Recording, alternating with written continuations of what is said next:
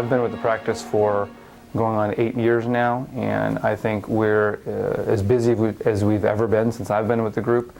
Now we have a lot of talent coming into the group. We have, and the horizons are bright. You know, I was interested in joining a smaller group as opposed to a very large group because I thought there was more of a family type atmosphere.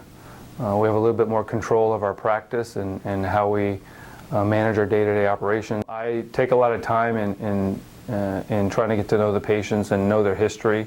I'm a little bit anal about knowing all the details of their past history, and in getting that information, I think I can try to avoid repeating tests, avoid doing things that are unnecessary, which I try to take a lot of pride in. Technology is always advancing. It's hard to actually stay kind of complacent because there's always something new coming out, and you always have to see if that's something that you need to incorporate into your practice because you know, patients are looking for the newest and best treatments. So there's always something new. You know, when we expand as a group and when we think about those things, it's always with an eye on is there some new technology or new procedure or new service that we can offer patients to treat them better. So it's a constant thing because technology is changing rapidly, especially in the medical field. One of our physicians here is the first one in town to be offering a certain type of procedure on the heart. He's the first one in this region of Florida, actually. So we're definitely on the forefront in that regard. That procedure is called the Watchman.